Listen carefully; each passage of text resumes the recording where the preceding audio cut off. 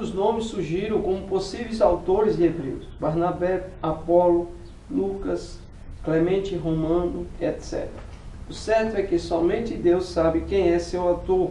Por outro lado, o fato de ter sua autoria desconhecida em nada diminui a sua autoridade. Então, lá em 2 Timóteo, na palavra do Senhor, capítulo 3, versículo de número 16, diz assim: toda escritura divinamente inspirada é proveitosa para ensinar, para redarguir, para corrigir, para instruir em justiça, para que o homem de Deus seja perfeito e perfeitamente instruído para toda boa obra. Então, toda a palavra de Deus, ela é inspirada por Deus. Mesmo a carta aos Hebreus não tendo um autor determinado, não é? Muitos até acreditam que seja o apóstolo Paulo, mas não é uma verdade absoluta, então é melhor nós não falarmos aquilo que nós não temos certeza. Mas ela tem o seu valor, assim como qualquer outra escritura que tenha seu autor definido. Por exemplo, Apocalipse mesmo, o autor do livro de Apocalipse, quem é, meus amados? Jesus, não é, irmãos? Podemos perceber aqui em Apocalipse, no capítulo de número 1, a palavra do Senhor, esta é a verdade. O autor do livro de Apocalipse é Jesus. Revelação de Jesus Cristo, a qual Deus lhe deu para mostrar aos seus servos as coisas que brevemente devem acontecer. Então veja, devem acontecer. Então não é algo que vai acontecer supostamente, talvez aconteça. Não é? É tudo verídico. Jesus revelou nos últimos dias a nós, e hoje nós devemos olhar para o autor e consumador da nossa fé, que é Cristo Jesus nosso Senhor. Por Ele, para Ele e dele seja toda a honra, toda a glória e todo o louvor para todos sempre. Amém. Não adoramos anjos, não adoramos os arcanjos, não adoramos os serafins nem os querubins, não adoramos aos profetas do Antigo Testamento, só adoramos agora a Jesus Cristo, nosso Senhor. Então o autor do livro de Apocalipse é o próprio Jesus Cristo. Não é, irmãos? E o escritor? João, não é? João, o apóstolo do amor. Então, não temos o autor determinado no livro de Hebreus, mas tem a sua carta aprovada por Jesus. Vamos para o subtópico 2, destinatários. Não há dúvida de que a carta aos Hebreus foi escrita para cristãos judeus. Deve ser observado que essa carta foi endereçada a uma comunidade específica de cristãos e não a um grupo indeterminado. O autor conhece o público a quem endereça o seu texto, espera até mesmo encontrar-se com eles. Hebreus 13, versículos 19 a 23. Onde viviam esses crentes é um ponto debatido pelos teólogos, baseados na expressão "os da Itália os saúdam". Hebreus 13, 24. Muitos eruditos argumentam que esses crentes se encontravam fora de Roma, capital do Império Romano. A data da carta é motivo de disputa, mas as evidências internas permitem-nos situá-la antes da destruição do Templo de Jerusalém, no ano 70 depois de Cristo. Então, tudo hipóteses que não têm uma verdade absoluta em relação à destinação. Podemos falar realmente que não há dúvida. Então, é algo certo, é algo que nós podemos ensinar durante a pré-aula, professor, não é? Que realmente não há dúvida que essa carta aos Hebreus foi escrita para cristãos judeus. Então, se eles eram cristãos judeus, não é? Eles poderiam ser influenciados pelo legalismo judaico, que é justamente o quê? É os sacrifícios de animais, que é a circuncisão, que é não crer que Jesus Cristo é o Messias prometido, não é? É acreditar no Moisés como, por sua vez, superior, não é, irmãos, ao próprio Jesus Cristo. Então, creio que a carta aos Hebreus é uma exortação para esses cristãos, talvez já estavam sendo influenciados por doutrinas heréticas, doutrinas de demônios, que poderiam desviá-los da verdadeira fé. Então, é isso que nós podemos entender à luz da carta aos Hebreus. Os irmãos que vão assistir à aula, né, durante a escola bíblica, poderão também conversar com seu professor sobre este mesmo assunto. Amém? Onde viviam esses crentes é um ponto debatido. Nós não sabemos certamente, não é, onde eles viviam, esses crentes judeus, mas que é certeza que foi dirigida para cristãos judeus. Vamos continuar. Terceiro subtópico, propósito.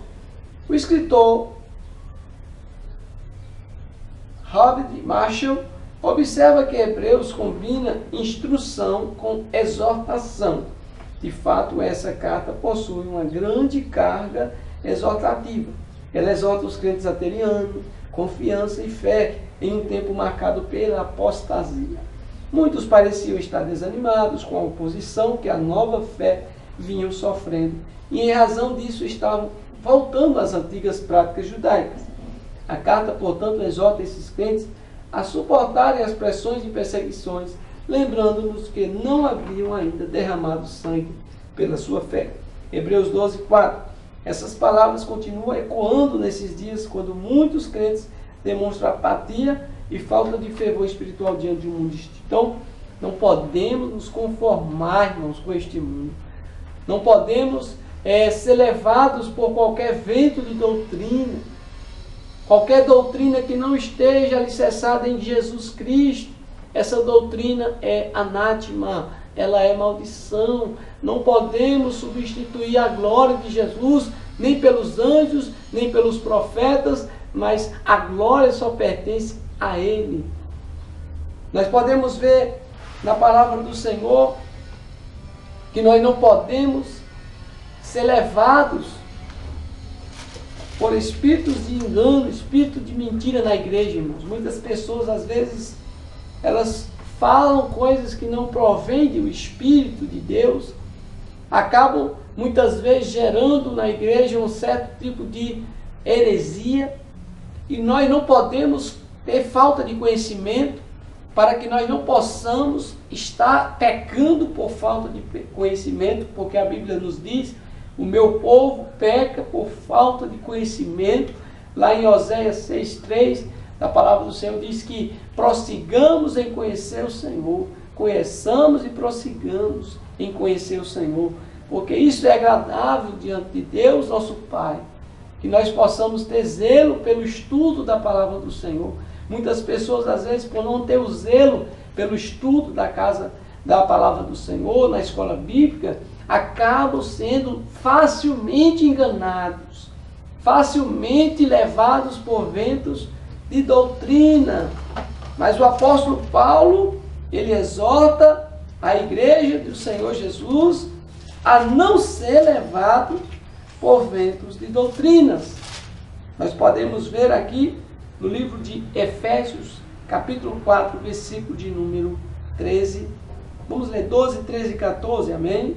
Que nos diz: querendo o aperfeiçoamento dos santos para a obra do ministério, para a edificação do corpo de Cristo, até que todos cheguemos à unidade da fé e ao conhecimento do Filho de Deus, a varão perfeito, à medida da estatura completa de Cristo, para que não sejamos mais meninos inconstantes, levados em roda por todo o vento de doutrina, pelo engano dos homens que, com astúcia, enganam fraudulosamente. Então, meus amados, existem pessoas que estão voluntariamente aí para ensinar doutrinas de demônios, religiões falsas, seitas de Satanás espalhadas pelo mundo inteiro, que se dizem serem cristãs, mas que estão desvinculando-se da verdadeira doutrina deixada por Jesus Cristo e os apóstolos. Daí, nós, como Igreja do Senhor, devemos estar vacinados contra tais ardis de Satanás. Como? Pelo estudo sistemático da palavra do Senhor. São 3 meses estudando esta revista, que é a carta aos Hebreus. E eu creio que nesses 3 meses iremos adquirir um conhecimento relevante sobre a carta aos Hebreus. Daí a importância do valorizar o estudo da palavra do Senhor, valorizar o ensino. Você, caro aluno, participe da escola bíblica na sua igreja. Você, caro professor, se prepare para dar a sua aula com conhecimento para seus alunos. Que Deus abençoe e vamos dar continuidade na lição. Vamos para o tópico 2. Cristo, a palavra superior à dos profetas. Primeiro subtópico, a revelação profética e a antiga aliança. Ao falar da supremacia de Jesus, o autor de Hebreus, primeiramente, o faz em relação aos profetas. Deus falou no passado pelos profetas e no presente pelo Filho. Hebreus 1, versículo 1. A revelação profética no antigo Israel fez com que esse povo se distinguisse dos demais. O autor mostra um Deus que se revela, que se comunica com os seus. Ele fala de uma forma direta a seu povo. Não é um Deus mudo. Os advérbios gregos polimeros, muitas vezes, e politropos, muitas maneiras, que modificam o verbo falar, mostram a intensidade dessa comunicação. Deus, em nenhum momento da história, deixou o seu povo sem orientação. Ele fala e fala sempre o que é necessário. Então Deus, ele sempre fala com o seu povo, sempre falou com o seu povo. No Antigo Testamento, Deus se revelava ao seu povo, o povo de Israel, né? A semente de Abraão. Deus se revelava por meio dos profetas. Como eu já falei nesta lição, Moisés, por exemplo, Deus deu a ele os 10 mandamentos no Monte Horebe, né? As 2 tábuas de pedra, escritas pelo dedo de Deus, os 10 mandamentos. Fora os códigos civis e cerimoniais, que Deus entregou a Moisés. Então Deus se manifestava no Antigo Testamento pelos profetas. Deus nunca deixou dúvida na vida do seu povo. Deus sempre revelava aos seus profetas aquilo que ele ia fazer e aquilo que ele iria falar.